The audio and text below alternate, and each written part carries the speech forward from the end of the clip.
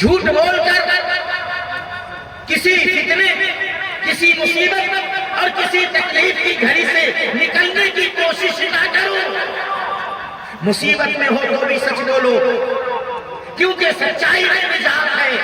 بظاہر انسان سوچتا ہے کہ اگر میں جھوٹ نہ بولا ہوتا تو آج میں بری طرح پھنس جاتا، میں جھوٹ بول کر نکل گیا، مگر وہ انسان یہ نہیں دیکھتا کہ جھوٹ بول کر چھوٹی سی مصیبت سے نکل تو گیا ہے، مگر اس کا یہ جھوٹ ایک بڑی مصیبت میں ڈال دے گا، یہ نہیں دیکھتا ہے انسان۔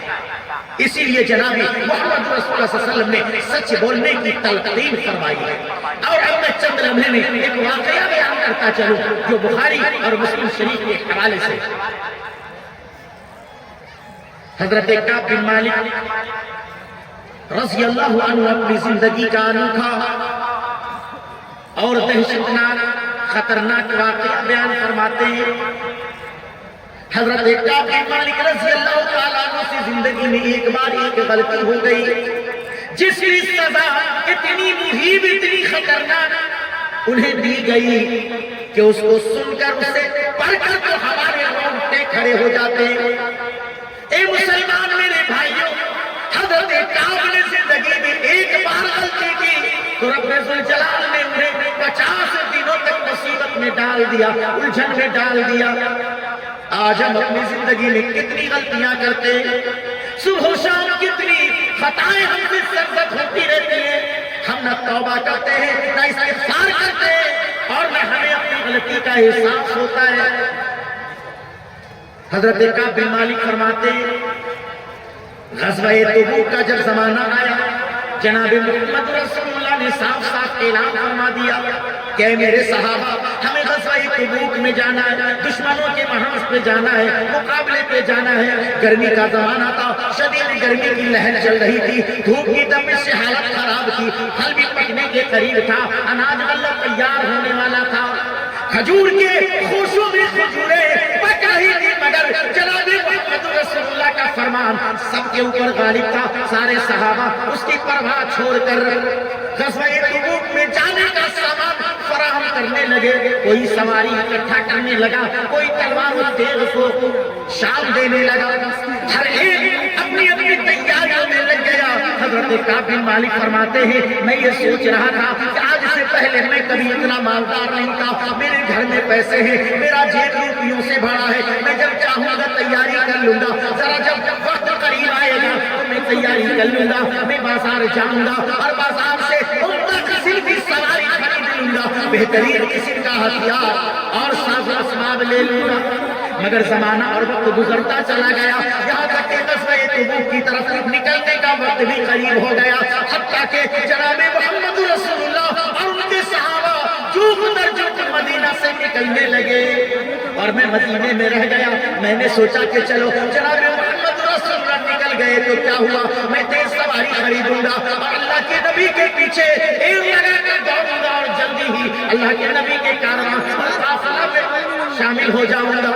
مگر دن ایسے ہی گزرتا گیا۔ حضرت کعب بن مالک فرماتے ہیں کہ میں مدینہ کے بازار میں جاتا تو میں دیکھتا کہ کوئی لولا ہے، کوئی کانا ہے، کوئی اندھا ہے، کوئی بیمار ہے یا کوئی منافق ہے، ایسے لوگوں کے علاوہ کوئی بھی سچا، کوئی بھی پکا مسلمان مدینے میں میرے سوا باقی نہیں تھا۔ مجھے شرم آ رہی تھی، مجھے عار محسوس ہو رہا تھا اور اپنے اوپر مجھے ندامت ہو رہی تھی کہ ہائے میں نے کیسے غلطی کر لی، میں نے کیسی سستی کر لی۔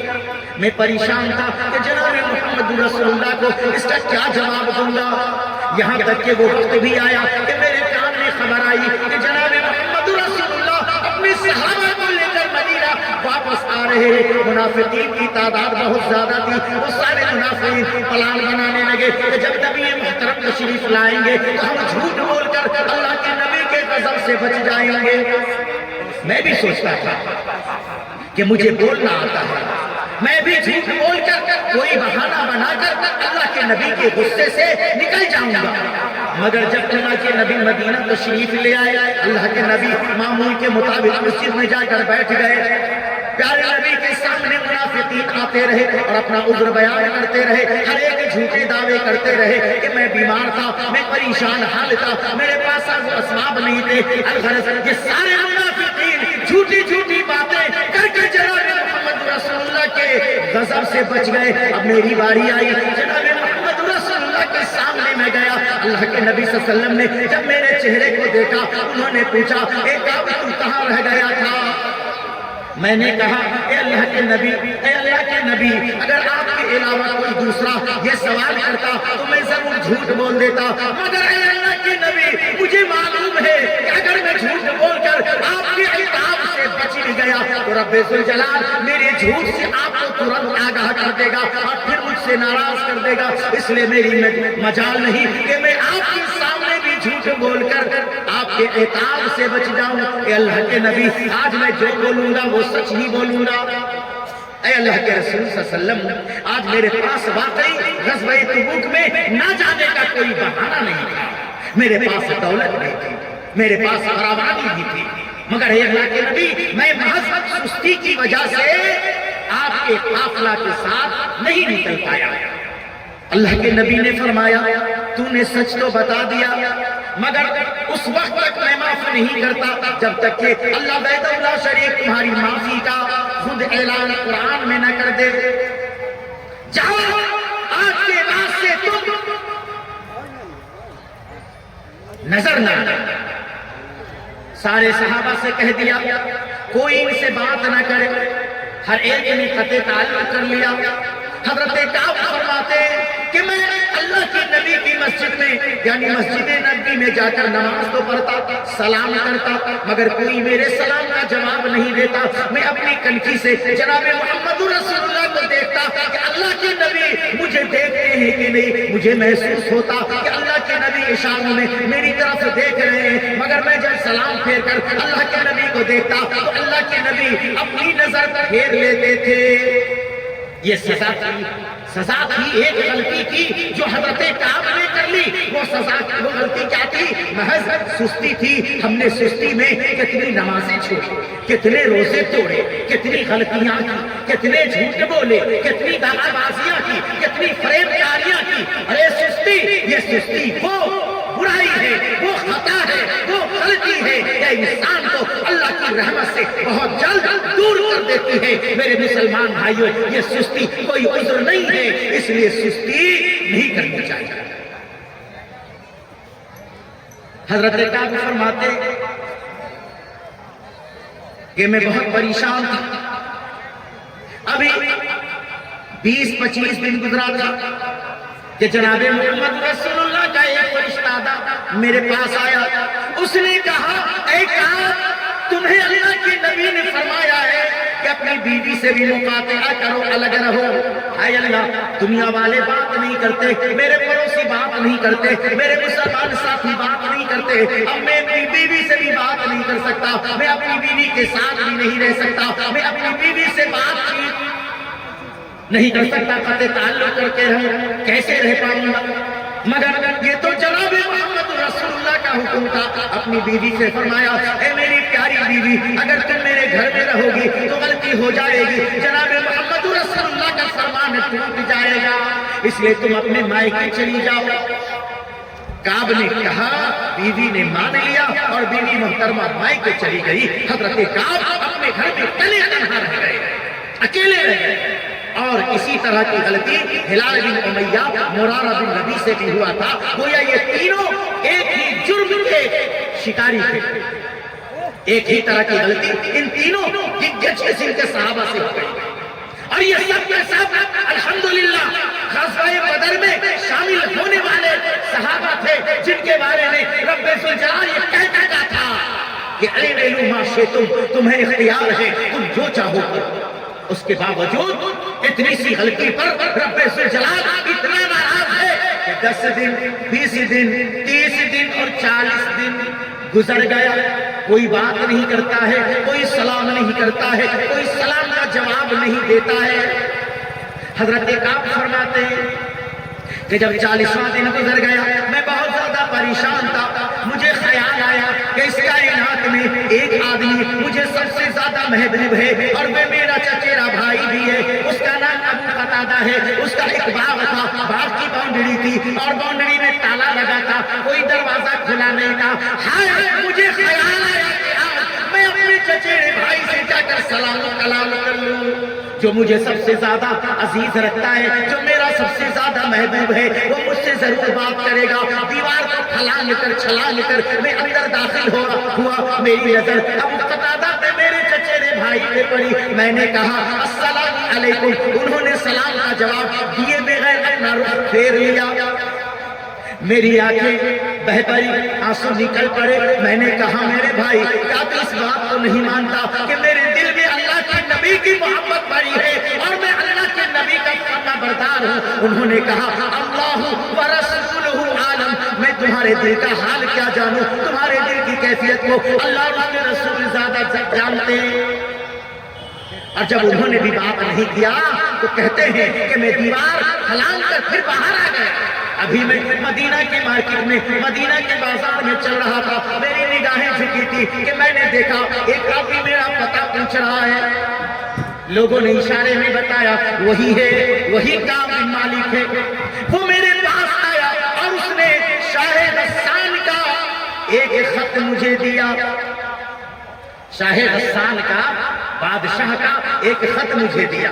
میں نے خط کو کھولا، خط میں شاہ غسان کے بادشاہ نے لکھا تھا ایک آپ کی شخصیت تو بڑی اونچی ہے، آپ اس لائق نہیں ہیں کہ آپ سے قطع تعلق کیا جائے، مگر ہمیں خبر ملی ہے کہ آپ کے سردار نے آپ کو ذلیل رسوا کر دیا ہے، آپ کو چھوڑ دیا ہے، وہ آپ سے بات نہیں کرتے اور لوگوں نے بھی آپ سے قطع تعلق کر لیا ہے۔ ایک آپ سب کو چھوڑ دیجئے، میرے پاس آ جائیے، میں اپنی حکومت میں آپ کو شامل کر لوں گا اور اپنی سلطنت کا ایک حصہ آپ کو ہبہ کر دوں گا، عطا کر دوں گا۔ اب سوچئے اتنی بڑی لالچ دی جا رہی ہے، کیا ہوا؟ نبی نے آپ کو چھوڑ دیا، صحابہ نے آپ کو چھوڑ دیا، کوئی اسلام نہیں کرتا ہے تو کیا ہوا؟ آپ میری سلطنت میں آئے، میں سلطنت کا ایک حصہ آپ کو دینے کو تیار۔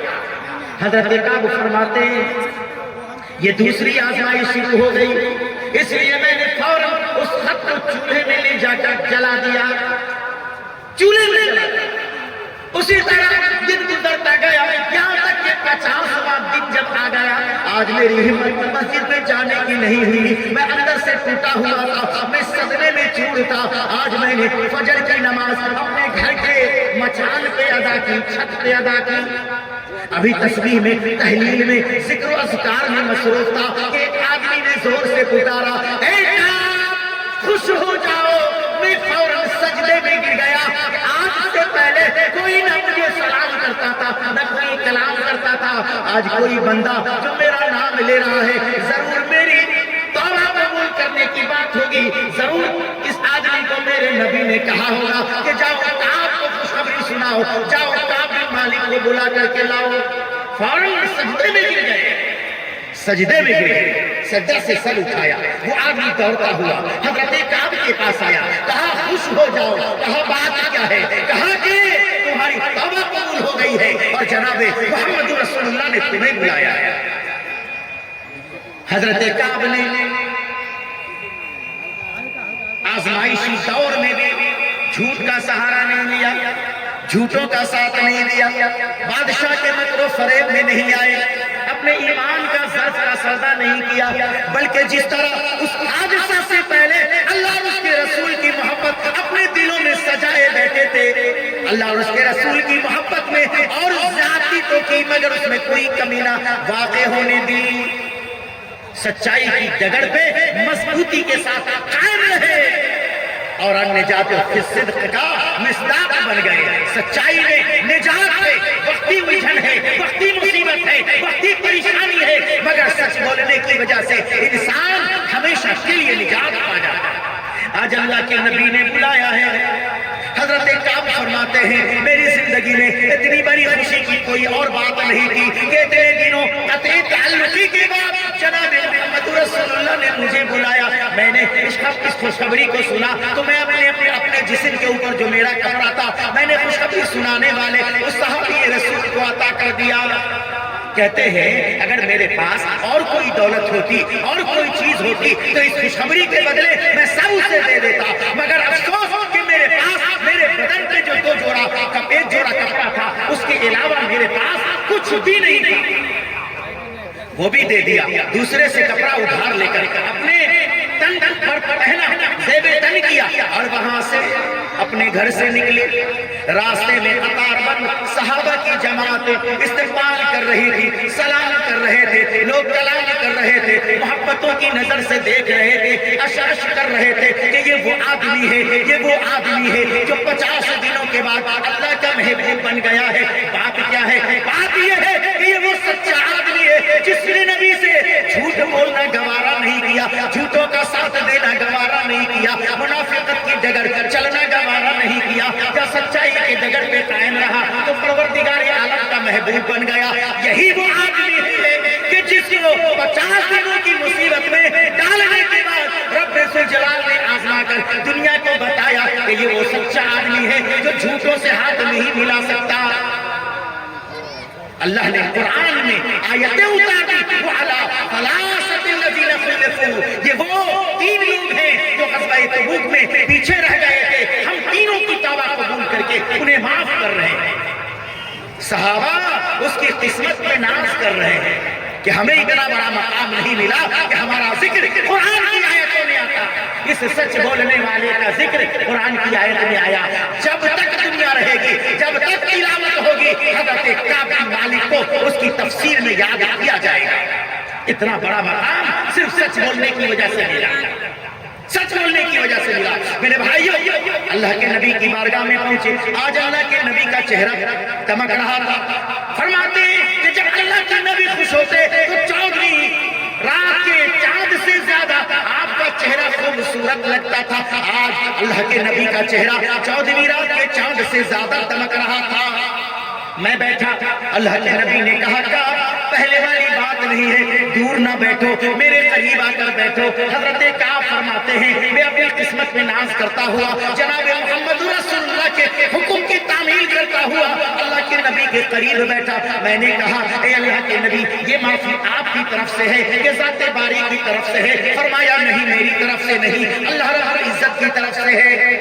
حضرت کعب نے کہا اے اللہ کے نبی صلی اللہ علیہ وسلم, کسی مسلمان اتنی بڑی خوشخبری نہیں ملی جتنی بڑی بشارت مجھے ملی ہے کہ میری توبہ کا اعلان قرآن کی آیت میں اللہ تعالیٰ نے کر دیا. اے اللہ کے نبی, آج تک میں زندگی میں جھوٹ نہیں بولا اور میں اب تو عزم کرتا ہوں کہ اب تو کبھی جھوٹ نہیں بولوں گا, اب تو اور جھوٹ نہیں بولوں گا. ارے اللہ کے نبی, اللہ نے میری توبہ قبول کر لی تو میں چاہتا ہوں کہ میرے پاس جو دھن ہے, میرے پاس جو دولت ہے, میرے پاس جو جائیداد ہے, میرے پاس جو زمین ہے, میرے پاس جو مکان ہے, میرے پاس جو باغات ہے, اے اللہ کے نبی دل چاہتا ہے کہ سب کو صدقہ کر دوں. اللہ کے نبی نے فرمایا نہیں, اپنے پاس بھی کچھ رکھو اور کچھ کو صدقہ کر دو. اے مسلمانوں, سچوں کا ساتھ دو, سچائی کی ڈگر پہ رہو. اگر مصیبت آئے تو جم کر کے رہو, صبر کرتے رہو, اور جب اللہ تعالیٰ مصیبتوں کو ٹال دے تو صدقہ و خیرات کرو. دیکھا, کونوا مع الصادقین, سچوں کے ساتھ ہو جاؤ. حضرت کعب بن مالک سچوں کے ساتھ ہو گئے. تھوڑی سی مصیبت آئی مگر بدلیوں کی طرح وہ مصیبت چھٹ گئی. رب ذوالجلال کے ایسے محبوب بنے کہ قرآن کی تفسیر میں ان کا نام لکھا جاتا ہے کہ اس آیت میں مراد کعب بن مالک ہے. جب تک کعب بن مالک کا نام نہ لیا جائے اس آیت کی تفسیر مکمل نہیں. میرے مسلمان بھائی, ہم بھی عزم کریں کہ اللہ کا ڈر اپنے دل میں بسائیں گے, سچوں کے ساتھ اپنی زندگی بتائیں گے, کبھی جھوٹ نہیں بولیں گے, جھوٹوں کا ساتھ نہیں دیں گے. اللہ سے دعا ہے کہ رب العالمین ہمیں اس میں مضبوط اقدام کرنے کی توفیق عطا فرمائے, صبر و شکر کی توفیق عطا فرمائے. آمین رب العالمین برحمتک یا ارحم الراحمین. السلام علیکم ورحمۃ اللہ وبرکاتہ. ماشاءاللہ, میں نے پہلے کہا تھا کہ حضرت مولانا